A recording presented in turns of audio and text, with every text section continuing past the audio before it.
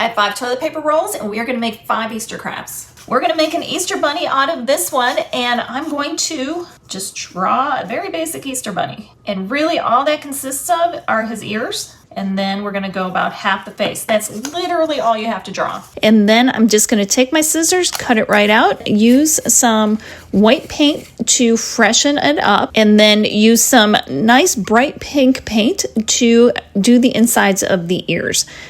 And you might need to do 2 coats just to get good coverage. And then I just took a permanent marker and drew 2 little eyes, a triangle for the nose, and, you know, little smile with some dots on there for his cheeks, and then the whiskers. Don't want to forget the whiskers. And then I did a couple little arms, the little lines for his paws. Then I took that same pink and put it on his nose. I broke out some green paint for a bow tie. Then I outlined that with a fine tip black marker. I used a little white pom-pom for a bunny tail on the back, and then he's all finished.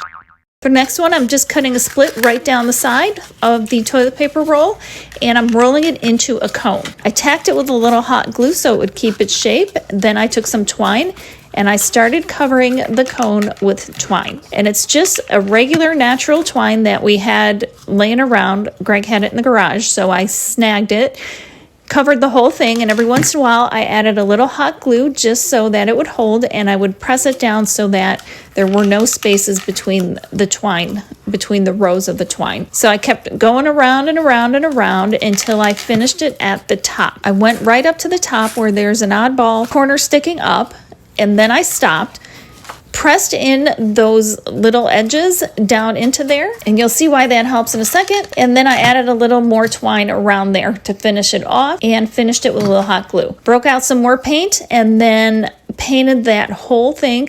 And as you can tell, it's a carrot. For the carrot topper, I broke out a Christmas poinsettia pick and just took the ferny part and stuck it in there, glued it in there.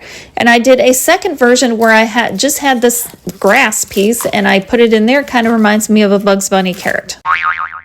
For the next one, I'm actually going to do 2 versions of these. I am drawing a very rough tulip, a very basic tulip, I guess, onto the toilet paper roll with some pencil, and then I just cut it out. And you don't want to cut on the sides of the flower or the sides of the leaves because you want to make sure that the actual roll stays together. Once that was finished, I painted it. The first one I painted pink. I did both sides and the inside of the actual tulip flower because you're going to see it, so you definitely want to make sure you get it all covered. And once I had that finished, I moved on to the stem and did that green. And for the next tulip, I did this lovely purple, and they stand and they look super cute. We'll add that to the bunch. For the next one, I decided I wanted to do a little chick. This is a very basic drawing, and if you mess up, you just erase it and try again, which is what I did. And again, very basic shape. It's almost like a little circle and an oval. Cut that out, and then I painted it yellow, a nice bright yellow. Boy, doesn't that look like spring. So again, I did the outside and the inside, and if you get impatient, just use a heat gun to help dry it a little bit faster. That's what I do. And I just took a scrap from the tulip that I had left over, painted it orange, and then glued it right on there. Took my permanent marker, drew the eyes on, and now you have this cute little chick. And with that leftover piece from the chick, all I did was cut strips, like thin strips into there all the way across, but I didn't go all the way through, and I painted it green, and it creates this nice little nest, almost like a little grass nest. I painted the insides, and then I made sure to kind of bend the blades of grass down so it wasn't just so straight up and down. It is the perfect spot for the little chick to sit in.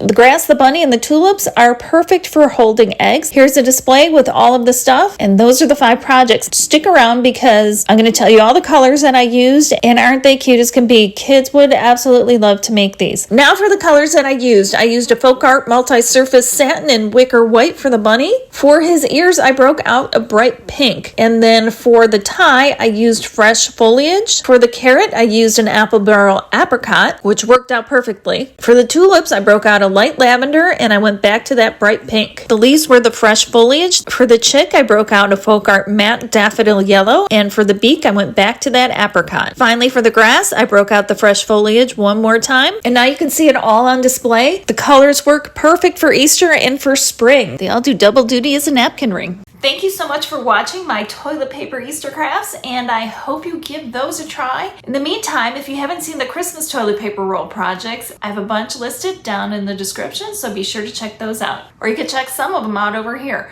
And remember, life's too short not to shimmer, so grab your glue gun and your glitter, and I'll see you over there.